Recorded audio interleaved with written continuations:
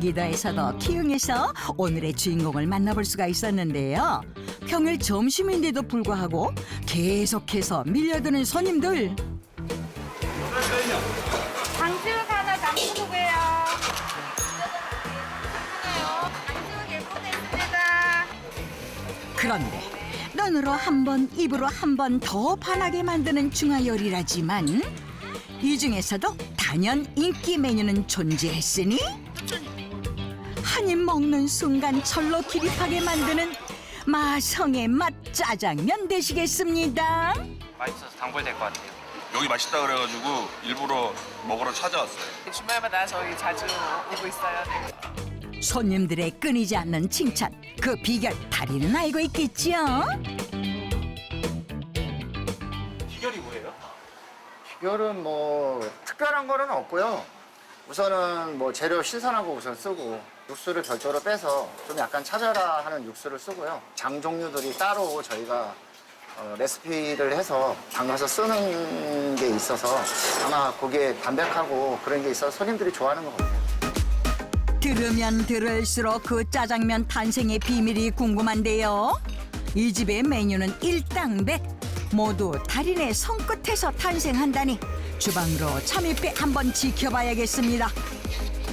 그런데 이때 짜장면이라 하면 모름지기 파기름이나 양파기름으로 재료들을 볶아내는 게 기본이거늘 지금 뜨겁게 달궈진 중화팬에 투하한 이 뽀얀 육수의 정체는 뭔가요? 기름을 먼저 넣고 볶지 않아요? 장육수나 뭐 이런 육수들을 끓여서 쓰기 때문에 거기에 담백한 맛을 그냥 올릴 수 있거든요. 그래서 기름을 최대한 안 쓰려고 노력을 하죠. 근데 이번엔 난데없이 뭔가요? 이게 간짜장이랑 탕수육의 핵심 재료예요. 네, 이것도 간짜장을 만들 때 꼭 필요한 재료라는데요. 대체 어떻게 사용되나 했더니 뜨거운 기름에 생쌀을 냅다 튀겨내고 한 김 식혀줍니다.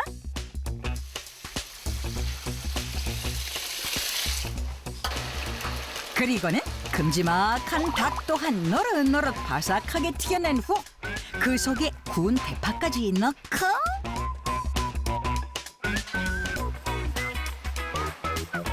다시 한번 튀긴 쌀과 함께 팔팔 끓여주는데요.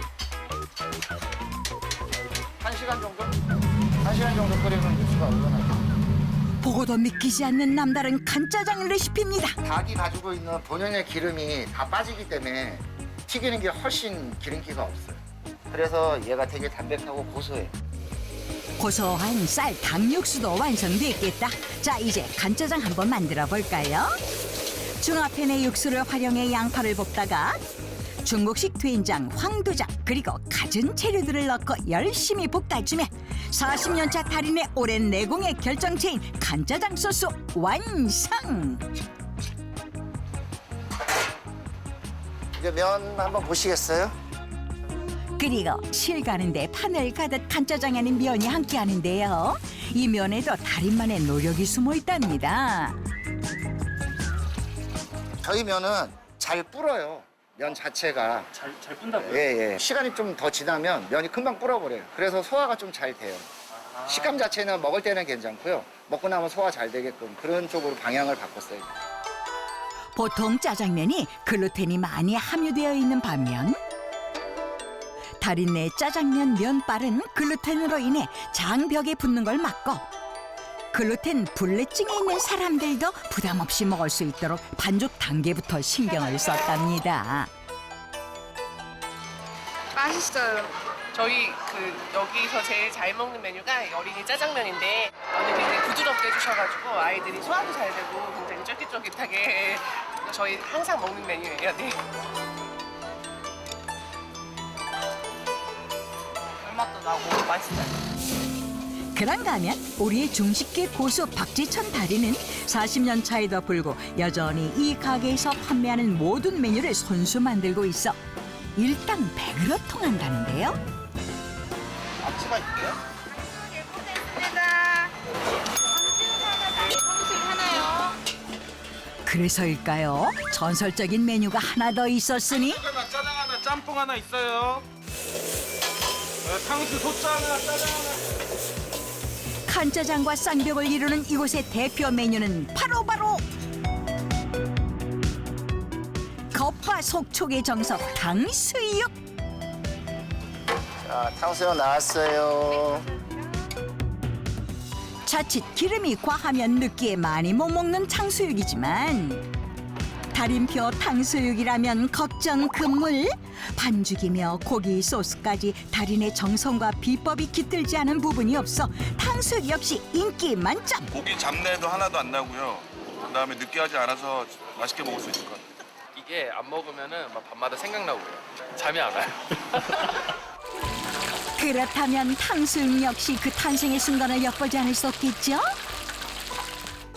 먼저 생쌀을 튀겨 뽑아낸 기름부터 준비하고요. 예, 생쌀 튀긴 기름으로 지금 반죽을 할 거거든요. 탕수육 반죽. 감자 전분이에요. 100%.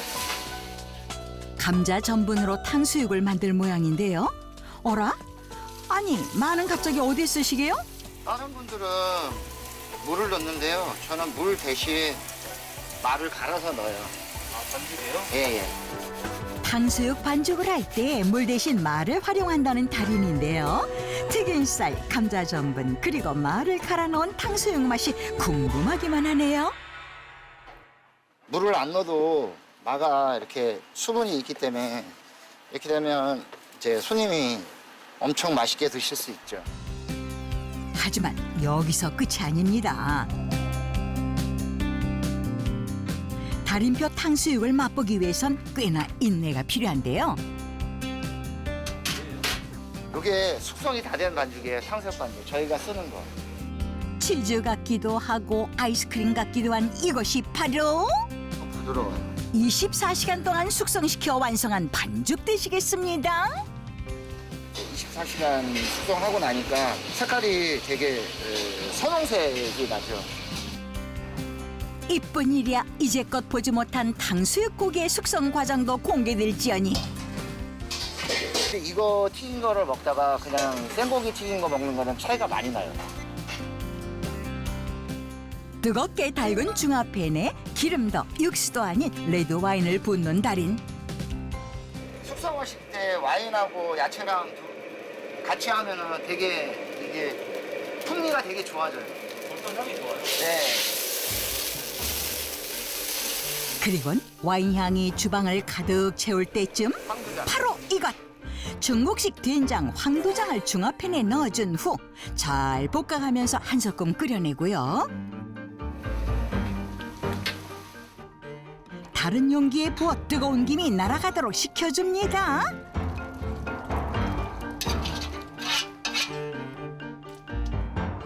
이번엔 부드럽고 담백한 돼지고기 등심이 변신을 꾀할 차례인데요.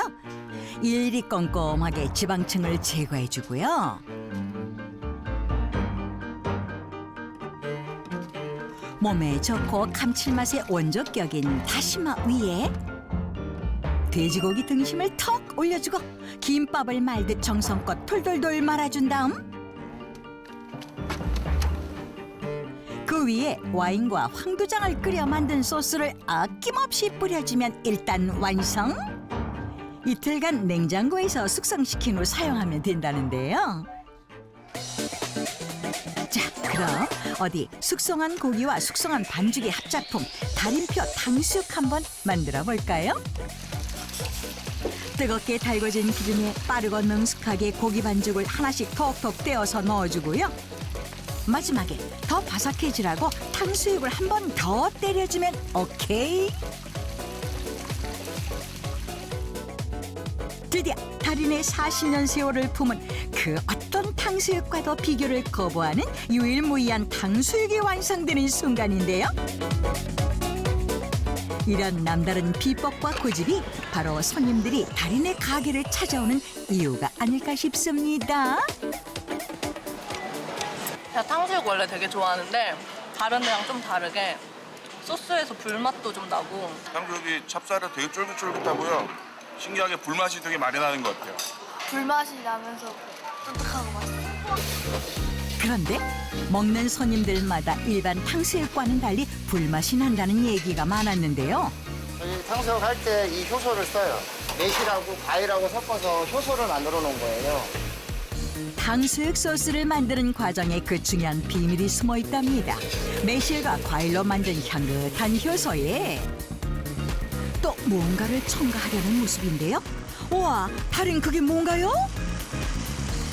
럼주요. 아니, 탕수육과 독한 럼주가 대체 무슨 관계가 있을까 싶던 찰나? 우와, 언빌리버블! 눈으로 직접 보고도 도저히 믿기지 않는 광경이 펼쳐졌습니다. 아니 갑자기 불은 뭐예요? 저렇게 하면 잡내도 없어지고 불향이 엄청 좋아지죠. 네, 비법 소스와 럼주의 이색조합으로 잡냄새를 잡아주는 게 달인 탕수육의 마지막 비법이었는데요. 그렇다면 과연 달인은 탕수육 8그릇에도 한 번에 불을 붙일 수 있을까요? 가능하시겠어요? 아니 2개, 3개는 해봤는데 이걸 지금 저보고 한번 해보라는 거예요? 그렇죠. 이거 한번 해볼게요. 제작진의 갑작스런 미션 제안에도 기꺼이 응해주는 마음씨 좋은 박재천 달인. 드디어 국자로 불꽃을 들어올렸습니다. 그리고는 주저없이 불꽃을 골고루 8개의 탕수육 부위로 안착시키는데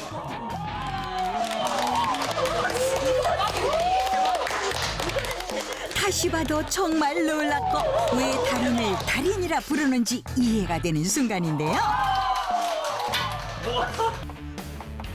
군인에게 총이 필요하듯 셰프에겐 칼이 중요하기 때문이겠죠. 어라? 그런데 이때 조금은 독특하게 채소를 다듬는 달인의 모습 보자. 우선은 이 중식이 되게 속도전이 되게 많아요. 빨리빨리 끝내고 다음 일을 해야 되니까 이렇게 돌려깎기를 시작한 거죠. 당근에 이어 대파도 대굴대굴 굴려가며 손질을 하는데요. 아니 달인 이런 방식을 선택한 이유는 뭐예요?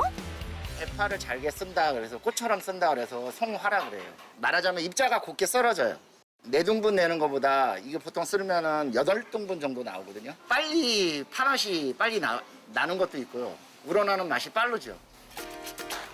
연필을 굴리듯 대파를 잡고 굴려가며 빠르게 칼집을 넣는 달인인데요. 그럼 양파는 어떻게 손질할까요? 위에서 한 번, 옆에서 2번 칼질을 내고 빠르게 썰어주면 오케이. 그런데 50개의 양파가 달인의 손끝에서 산산조각나 산처럼 쌓여가는 만큼 제작진의 눈에선 눈물이 흐릅니다. 에이? 달인은 멀쩡하시네요? 안 매우세요? 처음엔 저도 많이 울었죠. 저도 처음에는 많이 울었는데 이제 자꾸 하다 보니까 익숙해졌나 봐요. 그런데 매일 칼을 갈고 빠르게 채소를 써는 이유는? 이렇게 썰어놓으면 음식을 했을 때 불도 잘 안 생기고 야채가 오래 가요. 2개만 최대한 얇게 썰어. 어떤 칼로 어떤 속도로 어떤 방식으로 써느냐에 따라 재료의 식감과 음식의 맛이 좌우된다는 달인. 먼저 볶아볼게요. 과연 정말 다를지 궁금한데요.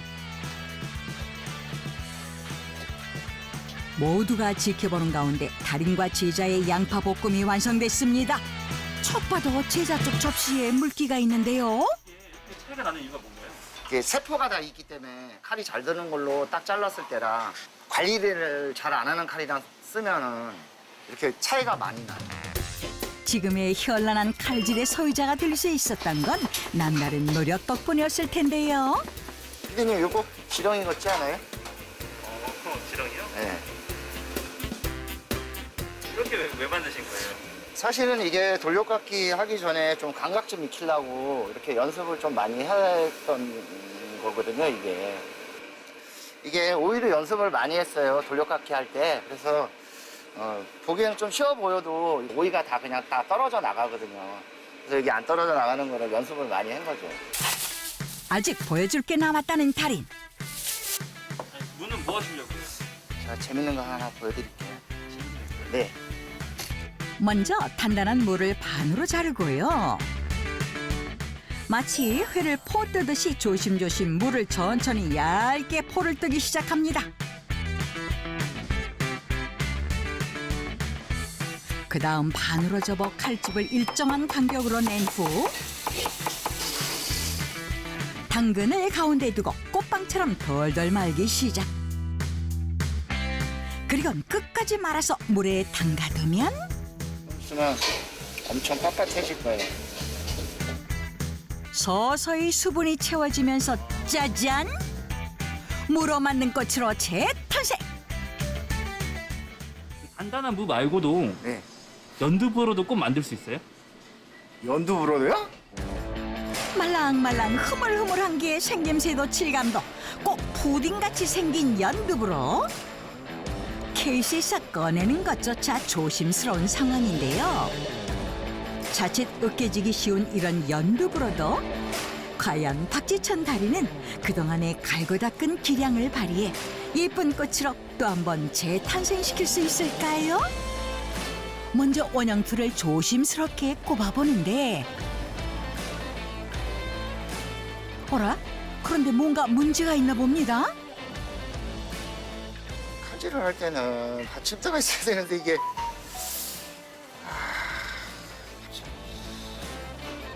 그러나 한숨도 잠시 움직이기 시작한 달인. 하지만 처음부터 너무 어려운 미션이었을까요? 겉보기엔 으깨진 두부처럼 보이기만 하는 상황입니다.